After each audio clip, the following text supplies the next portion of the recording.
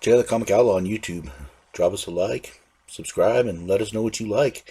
And right now we're going into Classic Fantastic Four.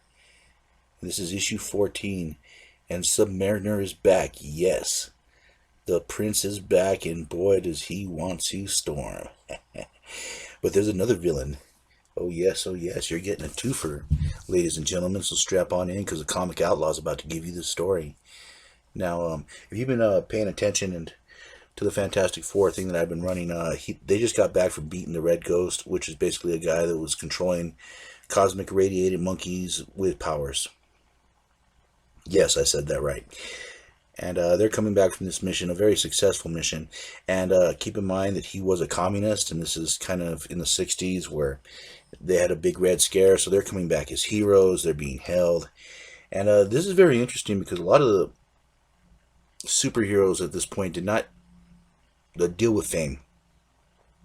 Like, there was always people there, they give them a key, but they didn't always deal with the fans. And a lot of the stuff the Fantastic Four kind of deals with them being an out in public superhero group. And I love how Ben Grimm just throws away the wrestler.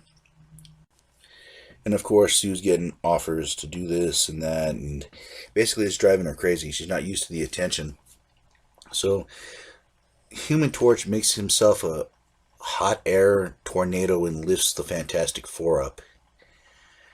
Yeah, apparently early on Johnny Storm had the power to make heated tornadoes too.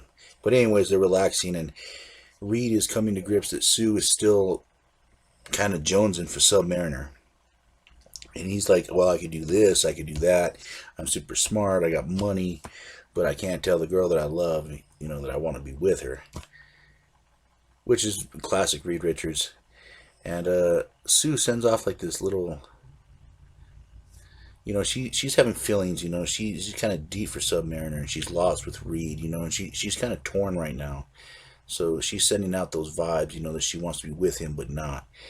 And of course, someone else has other plans, the Puppet Master. And he begins to start controlling Submariner. He takes control of him, and Submariner goes to this fish, I guess, that gives him mental abilities, and he's able to contact Sue. What can I tell y'all? Comics. And he gets in contact with her. She turns invisible, and he shows up with his hypno fish that apparently can fly. Yeah, I guess that makes dating a lot easier, huh? Well, he captures Sue Storm and takes her down to his underwater palace, which is all part of the Puppet Master's plan. And he's making more puppets out of this radiated clay.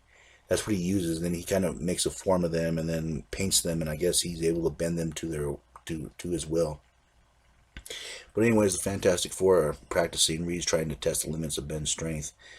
And all of a sudden they see an image of Submariner. And of course, Thing tries to smash it. But it's just like a mental projection saying that he has to Storm. And then if Reed wants her, he needs to come and get her. So the Fantastic Four take off. And the Puppet Master, somehow, this fool gets a lot of money. He has his own mini submarine, and he's kind of watching everything. So, I don't know, like bad guys get a loan department here or something.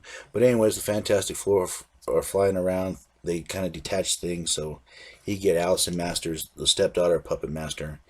And he gets ripped off here by the parking garage attendant, which is not a good thing to do to Ben Grimm, because he decides to take care of it his own way, stacks the cars up, and takes off in his jet. And Allison, of course, is lecturing him, because she's basically a good person, and she's also, even though she's blind, she's able to sense the evil that her father does, so it's kind of interesting. But anyways, the Fantastic Four end up going down the ocean, and this defense system, I guess like an urchin or something, starts firing spikes. Looks really cool. They get caught in a typhoon. Torch uses his fire powers to kind of dissipate the typhoon, I guess. Kind of turns it all to steam before he drowns. They end up bringing him back in, and they end up back in Submariner's palace.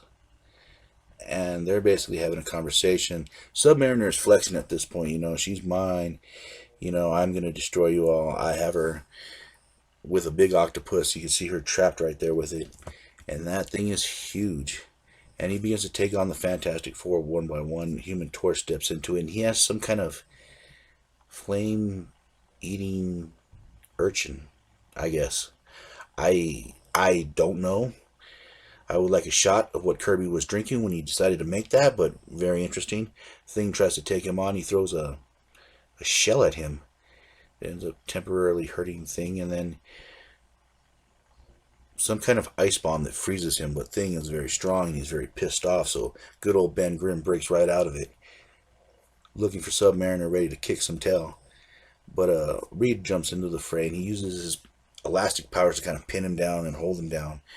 But sooner or later, for Reed, it's like flexing a muscle. So he's going to have to unflex sooner or later. But Thing jumps into the jumps into the deep and does battle with the octopus. Ends up freeing Sue Storm from her cage, and they swim up. But the Puppet Master has other plans. He thinks that it's time the Submariner destroys them once and for all. Enough with the games. The Puppet Master is making his move. So he commands the Submariner. He pushes his will upon him, trying to get him to destroy the Fantastic Four. And this is where Allison can sense that this is her father's influence. You know, it's the Puppet Master in his mind building this up, this jealousy, this hatred that he has for the other members. And he kind of realizes he's being controlled, but he fires his gas, and Reed Richards has like this plastic bag that still allows him to breathe, yet filter gas. Yeah, I wish I had one of those. But anyways, the octopus ends up being thrown out of his fortress, and it sees the Puppet Master. It grabs onto him, starts crushing the sub, and Puppet Master loses his control of Submariner. And he kind of snaps out of it, and the Fantastic Four is sort of realizing what's going on at this point. And Submariner wakes up with no memory of what's going on, or even why they're there. And he demands that they get out of his kingdom so he can find his people. That's what he was looking for in the beginning. He's trying to find his lost race, so he goes back to that quest. And the Fantastic Four just packs up and leaves, and doesn't even really explain to him what's going on. And until the next time, this is Jack Slater, and I'll catch you on the flip side.